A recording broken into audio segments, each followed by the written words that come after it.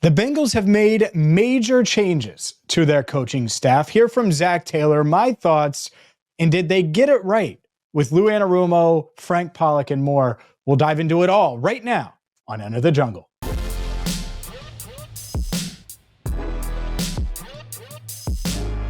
Hi again, everyone, and welcome into Enter the Jungle. I'm James Rapien. He's Andrew Fox Miller. You can catch us every single Tuesday at 8 Eastern right here on the YouTube channel, Cincinnati Bengals Talk. We're brought to you by Garage Beer. Grab a Garage Beer today. It'll help you get through the NFL playoffs. And the Bengals obviously came up just short of making the playoffs. They finished 9-8 on the year, their fourth straight winning season. It's only the second time, Andrew, they've done that in team history.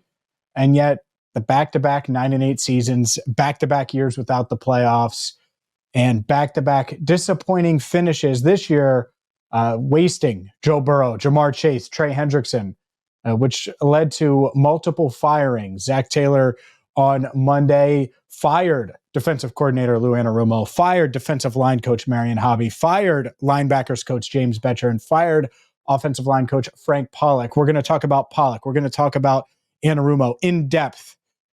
But Andrew, in general, what was your first reaction when you heard all of these moves? I didn't think it was all going to be all at once. I didn't think it was going to be one fell swoop, like four immediate. Like I've seen it around the league. Nothing should surprise me, but I think you get certain things in your head so much, like, oh, they could, they should, will they? And it just all happens, boom, just like that, Black Monday. Yeah, it was a dark Monday at Paycor Stadium for sure. My main takeaway from this is Zac Taylor's shot. This is Zac Taylor's shot to say, hey, we need to press the reset button. We need new voices. We need to change some things to continue to push forward and be a Super Bowl contender. This is his one chance to do that. Now, he's had multiple chances throughout his tenure with the Bengals. Obviously, the first 2 years didn't go well. He gets them to Super Bowl 56. He gets them to back-to-back AFC championship games, 2 straight AFC North titles. And now the past 2 years have gone the opposite. They're trending in the wrong direction. And so Zac goes to his bosses, his words, not mine, and says, hey, I want to make this move with Lou Anarumo. I want to make this move with Frank Pollack. We need new voices. We need a change of direction. It was his decision. And so when I hear that, Andrew, I instantly think about Zac. And a lot of people have said, oh, well, Zac should be fired, whatever. There's no reason to necessarily debate that because he's not. But what I do think is that pressure to win, that seat, is hot entering 2025. He better win now because Lou Anarumo was under contract for next season.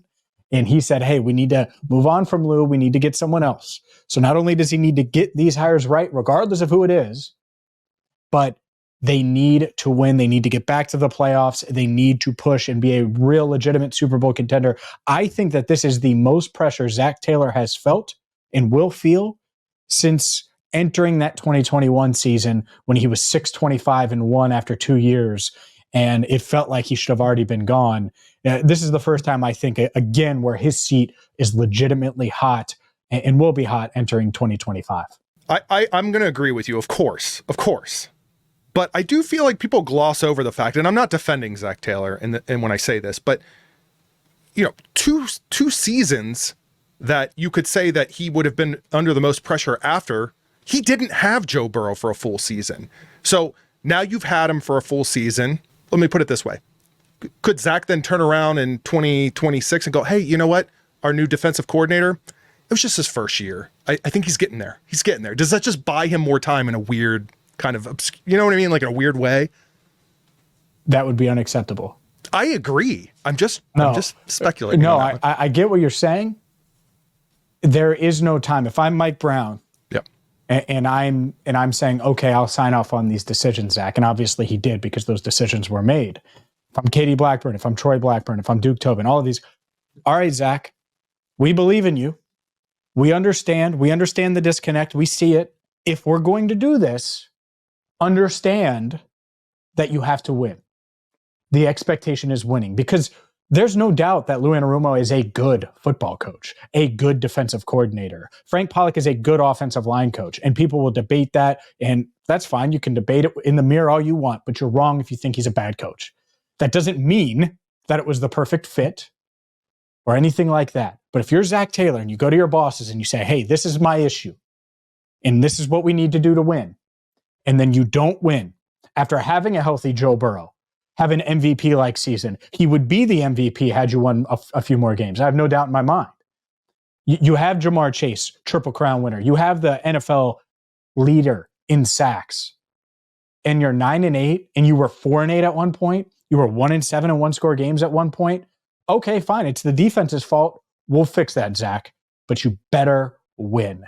And I asked Zach about that on Monday because I think when all of these things happen, it'd be like me going to YouTube and being like, hey man, you got to get Andrew out of there. You got to get Andrew out of there. We got to regroup. If I do that, well, guess what? Pressure's on me to deliver whatever it is that I need to deliver on the front end of things. Zac Taylor, pressure's on him to deliver. I asked him if he feels that pressure after going to Mike Brown and the Bengals ownership and saying he needed to make these coaching moves. I mean, when I tell you, I feel an urgency level to win every single day. I'm not lying to you. So pressure is not the word. You can't do this job if you're going to succumb to pressure.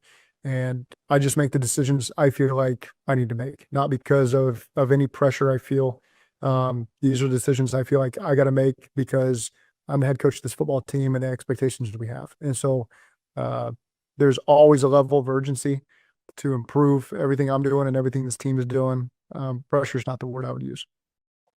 Pressure is the word I'll use. There is pressure. There is pressure. I get it. He doesn't feel that because it's internal and he wants to say it. Bull. There's pressure. He knows it. This season was disappointing. Fine. Now you got to go win in 2025. Okay. All right. Well, first of all, I like how you paint a little picture about how it all the talks went down behind closed doors, and Zach was like really taking ownership and I'm going to take care of this and do this. Yeah. We're kind of filling in blanks here. I mean, for all we know, it could have been pressure put on him in that moment of, hey, what are you going to do about this, Zach? Well, I'm going to have to make some tough decisions. What are those tough decisions, Zach? Who knows? They could have forced his hand on this. We don't know. But I don't know. Something that Zach said there about being a head coach. I was going to even make the comment. I wish I had said it before this clip rolled. Now that I say it, doesn't hold the same weight. But him being a head coach, like people that complain about Zac Taylor, whatever various complaints they have, that how he's not a good head coach. This is what a GM would be doing a lot of times too. But this is what a head coach would do, making those tough decisions. And this is the first time that I can think of in a while where he's been pretty open about making those tough decisions, a little bit more vulnerable in how he explained it in this particular news conference. So I don't know. I thought that was interesting. Yeah, for sure. We do know though. Okay. Just so you know. Oh, well, Zach you were busy trying to drive through the snow when, Zach wasn't lying. Oh, dude, we have footage of me driving through the snow. Oh, yeah. We'll get to that. I like that you, by the way, drove through snow. We'll get to it on Monday to get a Zoom call video for us for this week's episode. Thank you so much for your sacrifice. Or it was to get a bunch of locker room stuff that, as of now, you have not put up. You're not going to see on Enter the Jungle. Oh, wow. Yeah, that's true. Look at you. That's why you got to subscribe to Cincinnati Bengals Talk on YouTube. Andrew is clearly in favor of keeping Zac Taylor for the rest of time, regardless of wins and losses. But up next, Lou Anarumo out. Was it the right call by Zach? Was it the right call by the organization? We will discuss that on Enter the Jungle. Welcome back to Enter the Jungle. I'm James Rapien. He's Andrew Fox Miller, and maybe I should call you Andrew Fox Taylor. Just kidding. Oh. All right. Wow. That's enough. Lou Anarumo out. No longer the Bengals defensive coordinator. 6 seasons. Zac Taylor made the decision to fire him. Zach said multiple times it was his decision, despite what Andrew wants to speculate behind closed doors. That being said, right decision, wrong decision. I think I have a different perspective and insight than you. Neither of us are going to be wrong here because I think we both agree that Lou Anarumo is a good football coach. We saw him do a bunch of good stuff for this organization. So what are your thoughts on the Bengals letting go of Lou? this is one of those things where if they didn't fire him, I would have been furious. Like, he should have been fired. Why is he still walking in this building? You know, like I wouldn't have been that. I think I could understand either scenario. The things that I don't know behind closed doors, once again, are I feel like where maybe those gaps that could have been filled in whatever ultimate decision they would have made on it. I think it just came down to that. But here's what I do know. Joe Burrow very well could have been MVP had the season gone differently. His numbers certainly support it. Jamar Chase wins Triple Crown. T. Higgins played as well as he's ever played and was on the field for most of the season. So there's that. And Chase Brown, of course, you know, he made a name for himself in his second year. So all of that. Anarumo's defense made all of that not enough to win games more than it should have been. For, like, Commanders, Ravens, both times with Ravens, the first game against the Steelers, the Chargers. And it's not like this was a fluke. It's not like this was the first year the defense struggled. So, I mean, you know, we could say the writing was on the wall. I think ultimately I'm more surprised that someone with relative longevity and, you know, the sort of closeness, we'll say, he has with Zac Taylor, I thought that might work in his favor. I would have been shocked if he didn't lose his job. Yeah, I think after that Steelers game, the first one, I think Lou was facing a real uphill climb. And that final month of the season, the defense battled back. They forced 13 turnovers in that 5-game winning streak. You win back-to-back road games in Tennessee after beating Dallas on Monday Night Football. You go to Pittsburgh and you win in the season finale. And the defense is a big reason why. And I was like, man, I wonder if Mike Brown, and he's so many times in his career when he's been the head man, has bought the late season rally.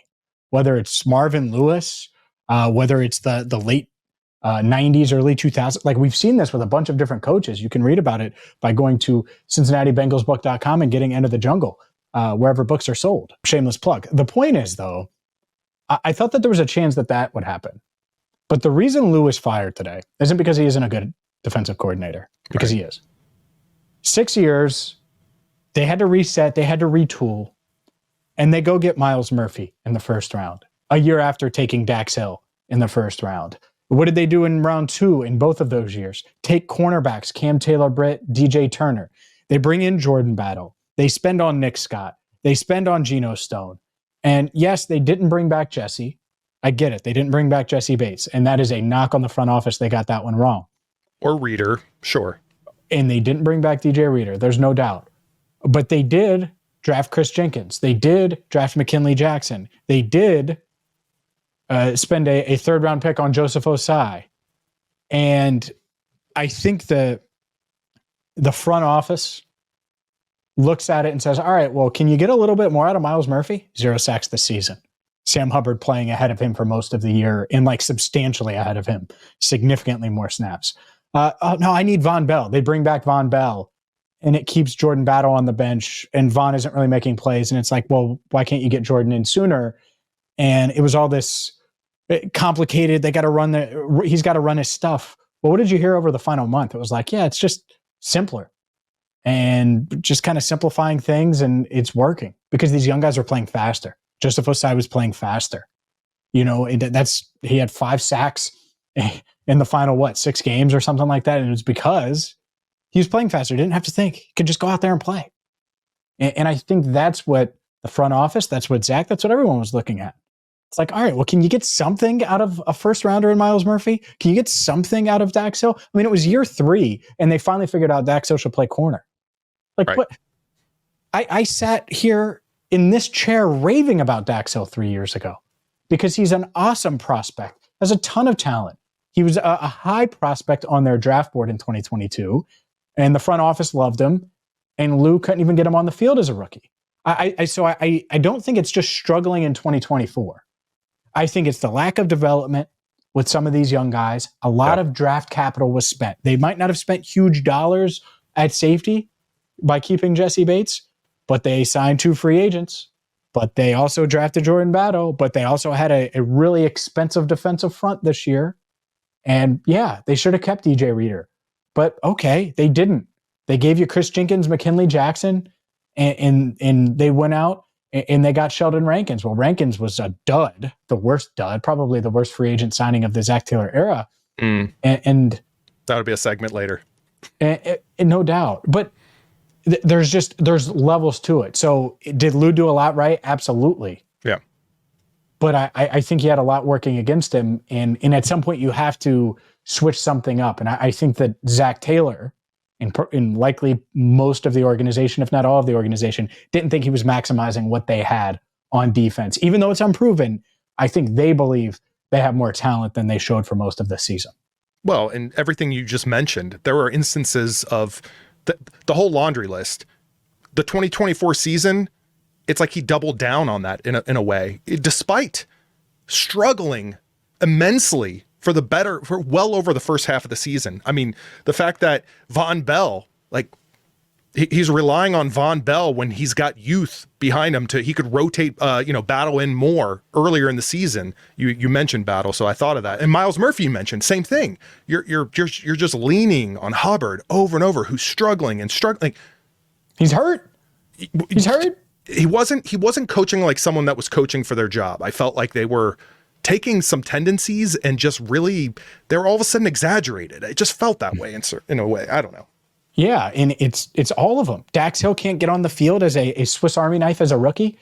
Jordan Battle can't get on the field in year 2 over Von Bell at times. Myles Murphy over a hurt Hubbard. Why are we drafting top 100 picks left and right for defense when we aren't getting them out in the field and actually... Now you're talking draft receivers all day long, baby. Just take all the weapons. That's how I live by. It's a weapons league, Andrew Foxmiller. And with that, let's get to the trenches. The Bengals also fired Frank Pollack. Our thoughts on that coming up next. The Bengals fired offensive line coach Frank Pollack. Was it the right decision?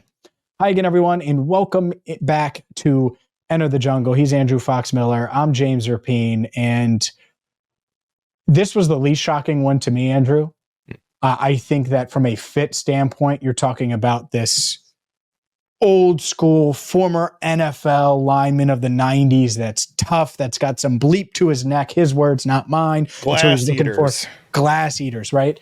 And his run game and his style of coaching didn't necessarily fit with what the Bengals were trying to do offensively, scheme-wise. And so I think from you look at all those offensive coaches on the staff, usually a lot of them are young, innovative. I'm thinking Dan Pitcher, Brad Cragthorpe last year, and for the first 5 years of Zac Taylor's tenure, Brian Callahan. And Frank Pollack is a good offensive line coach. I think he's going to get another job quickly. But it didn't fit. And so with his contract being up, this one felt inevitable. Yeah, Ian, you mentioned it earlier. The same thing with Anarumo. They're going to get jobs. It's a fit issue. Look at Joe Mixon. Joe Mixon's a good running back. Just wasn't a fit for what they were doing. They held on him arguably a little longer than maybe they needed to because it just didn't align with what they were trying to do. And everything you just said there is what I would have said. I would have said the same thing with Frank Pollack. The only thing I'm not quite clear on with Pollack, and I feel like he gets, I want to say it's not justified. I just don't have the evidence to back it up. I suppose is the selection from whether it's draft, whether it's free agency, and the ultimate, you could put development on him ultimately, but like how involved was he in that? People blame him for decisions in that area. I know like Jackson Carman wasn't one of them, but since then that's a little gray area for me. So I'm going to also default to fit. This is an old school, like he's going to be great on certain offenses, just not Zac Taylor's. Yeah, I think it's about fit attitude wise. It's about fit style wise, obviously scheme. And to me, they didn't invest. It's kind of the opposite of Lou. They invested a lot of dollars in proven guys, and yet they weren't high-end guys outside of Orlando Brown Jr. Like Alex Kappa was good and then kind of took a step back, and I think that's more health-wise than anything. But Cordell Volson, before Amarius Mims, Cordell Volson was the highest pick that Pollack had to work with, not named Jackson Carman, and Jackson Carman was never really had a shot. There was never a moment. I feel like I studied the draft as close. There was no way they should have picked him 46th overall. They did. That's on the organization. That's not on Pollack. So there's multiple people to blame. But again, it goes back to what I said at the beginning of the show. The pressure is on Zac Taylor now. Find the right guy. Because I think Lou Anarumo is a good coach. I think Frank Pollack is a good coach. Fine. You need the right fit. You need the right style. You need a new voice. You need a guy that's going to maximize your talent on your roster, fine, go find it.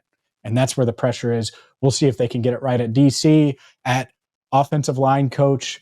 Up next, a wild Black Monday filled with snow. Welcome back to End of the Jungle. He's Andrew Fox Miller. I'm James Rapien. And full disclosure, on Monday, when all of the craziness went down at Paycor Stadium, I went back and forth, Andrew. Should I go? Should I not go? I told you I wasn't going to go. And then I was like, nope, I'm going.